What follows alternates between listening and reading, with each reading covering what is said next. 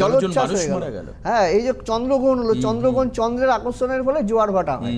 এই যে জলের যে প্রভাবটা, আমি কিছুদিন আগেই বলে গেছিলাম এখানে এই প্রোগ্রামের চ্যানেলে, যে অর্থনৈতিক অবস্থায় একটা মন্দা দেখা যাবে।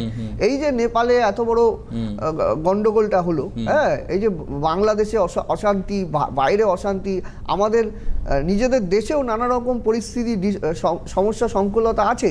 কিন্তু তা সত্ত্বেও আমি একটা কথা বলবো, এই বছরটা 2025 সাল, এই বছরটা হচ্ছে মঙ্গলের বছর।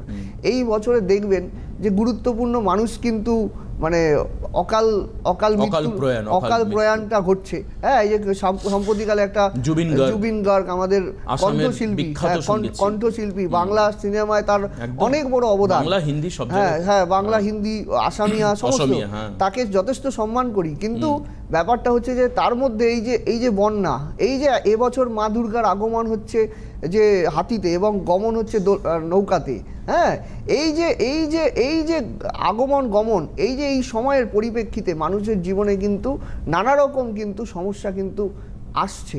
তবে একটা কথাই আমি বলবো, যদি সঠিকভাবে চলা যায়, সঠিক সিদ্ধান্তটাকে নিজেকে নেওয়া যায় এবং সঠিক জ্যোতিষ পরামর্শ নেওয়া যায় এবং ধ্যান, মন্ত্র এবং ঈশ্বরের প্রতি সমর্পণ হয়ে যদি কেউ চলতে পারে, তবে কিন্তু তার ভালো হবে। একদম ধ্যান মন্ত্র